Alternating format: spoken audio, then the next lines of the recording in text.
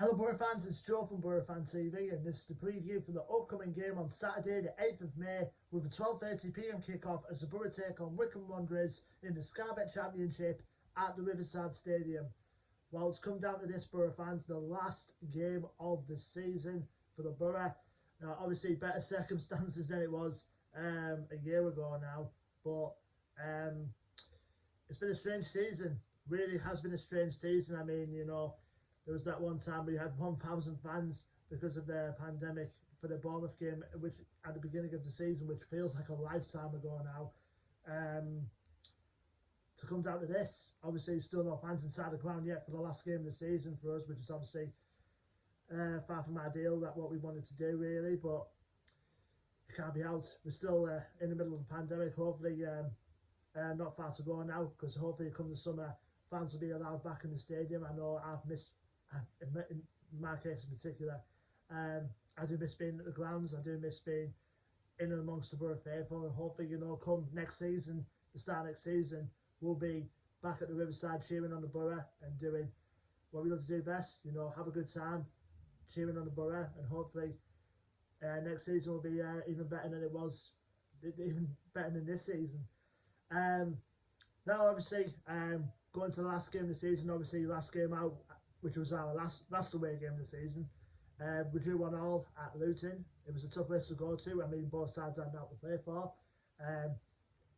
but Luton went in front early on through Glenn Ria's goal from a set piece, which was very softly defended in my opinion.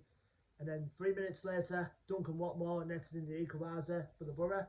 And then second half was just a case of both teams trying to cancel each other out, and then a bit of luck at the V for Luton when they were awarded a penalty. Again, another soft penalty that we conceded. I mean, I don't know how we give away soft penalties too easily. But on this occasion, however, Jordan Archer gets right from James Collins' spot kick. Because when I saw James Collins go to take the kick, I thought this could not end well for the Boro. But luckily, Archer gets right, saved the penalty, and it saved us a point in the end in our last away game of the season at Kenilworth Road. Going into this game, Boro can finish as high as 9th in the table. They're currently 10th going into this game. I mean, they could go on level on points with 8th place Cardiff, but Cardiff do have a better goal difference, so Boro can only finish as high as possibly 9th, and that depends if QPR slip up in their last game in order for us to progress up there. If not, we're staying 10th, which is compared that to last season, I think it's a good finish for the club. But like I say, hopefully come next season we'll set ourselves standards even higher and try and get into the top 6 next season. But now obviously going into this game, there's a lot of players that are going to be out of contract come the end of the season. I know both Ashley Fletcher and Britta Sombalonga have both played their last games for the Boro a couple of weeks ago now. But hopefully we're bringing more strikers in the summer. I know for Mara Jeju from Bristol City has been linked with us again, so I won't be surprised if that gets resurfaced. Goalkeeper is another position we need to sort out as well. I think looking at it, the likes of Lee Bird from Sunderland's been mentioned. I mean, Alex Bass from Portsmouth's been mentioned. But I won't be surprised if he tied down Jordan Archer to another 1 or 2 year extension at the club. To probably bring stays on number 2, and it's just a case of who we're bringing as our number 1. And I mean, Wayne Hennessy from Crystal Palace has been mentioned as well. He's out of contract at the end of the season. Hopefully, there's maybe one or the other, but I think either Yannick Balassi or Naskins Cabano could possibly stay at the club, possibly come next season. But I think Cabano seem to be highly unlikely, because it's a case if Fulham do go down and he's got 1 year left of his contract at Fulham, then more likely he'll be needed by the South West London outfit and possibly because we couldn't afford the transfer fee to bring him in anyway. So Balassi, he's out of contract at Everton, and it doesn't look like he'll be staying on at Merseyside for much longer. So hopefully if he takes a reduced pay cut, I can see him signing possibly a 2 to 3 year deal at the Boro, because he's a player that he's been well rejuvenated since he came to us, and hopefully, because Warnock does get the best out of Yannick Balassi, and he's been a breath of fresh air in that dressing room for us, and hopefully, he'll be there come in August. Now, obviously, Like some Marvin Johnson, Nathaniel Mendes-Lang are two possible players that could potentially sign new deals at the club come the summer. So hopefully, fingers crossed what happens there. And as the rest of the squad goes, obviously we've got a youth setup still, like the likes of Coburn, Hackney and Malley as well. So hopefully next season we'll have a pretty strong squad, and compared to the game coming up. Excuse me. Now obviously going to our opponents, Wycombe Wanderers, who are facing very difficult circumstances. I mean, mathematically looking at the table at where they're at now, they're more than likely already down, going to be playing the League One next season. But it's a shame for them because, you know, I'm a big fan of their manager, Gareth Ainsworth. He's been a breath of fresh air in the Championship season. When I watch his interviews, he's always humble, he's always positive, and always gives a positive outlook on his team. And I have found it hard as a baptism by fire playing in the Championship this season. Now, going to this game, they currently sit rock bottom of the Championship. The record going into this game was played 45, won 10, drawn 10, and lost 25.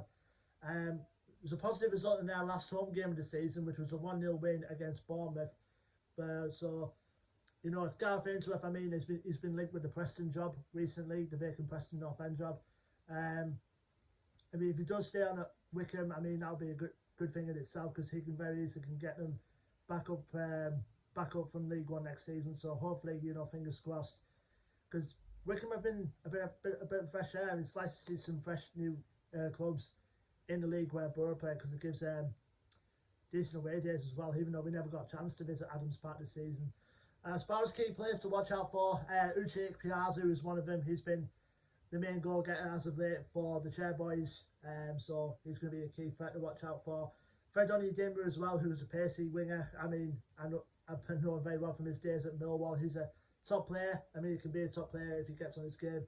We've got Gareth McCleary as the veteran in that area, as well as Anmil Musgrave as well, who's on loan from Leicester. Ever since he came in on loan, he's been grabbing a couple of goals as well. Big Anthony Stewart at the back as well. He's been very good for them. So, and like I say, if Wycombe, you know, they've got the potential to come back up from League One next season. It's just a matter of finding the squad, and hopefully they'll spend a bit more when they're in League One next season, and hopefully get back up there come in a year's time. So, I mean, technically you can still survive given the position in the clubs are where they are now, but it'll take about 16 or 20 goals for them to survive. And personally, looking at one of the fixtures, I mean, even Derby Sheffield can go down. But either way, we'll go on to the game. Obviously, our last visit to Adams Park was obviously the first time we played Wycombe in the league for, I think, for eternity, really. We beat them 3-1 at Adams Park. I mean, Uche Piazza put Wycombe in front early on, and then 3 goals from Marcus Brown, Marcus Tavernier and Shiva Akpom gave Boro the 3-1 win that day. And, you know, it's our last game of the season, Boro fans. I mean, it's a positive end to what's been a strange season, obviously hit by the COVID-19 pandemic. But hopefully, when we're back at the grounds next season, hopefully we'll be cheering on Boro, hopefully, to the promotion season. Fingers crossed, eh? Like I say, stuff going on in the channel during the summer. I mean, the Monday night show, we're going to be covering the Euros throughout the summer as well. So keep an eye out for those on our Facebook and YouTube channel pages as well. Probably when the new shirt comes out, I might do a shirt review if I get it. Also, I'll probably be, I didn't get a chance to do it this season. I might review the opposition shirts for the upcoming season. So hopefully keep an eye out for that, Boro fans. And thoughts on transfers, etc. They'll all be coming in on this YouTube channel, hopefully, come the summer. So leave your thoughts and predictions for the Wycombe game below, and don't forget to like, share and subscribe. Our social media links are in the description below. And until then, Boro fans, I will see you in the next video. Until then, take care, stay safe, and up the Boro.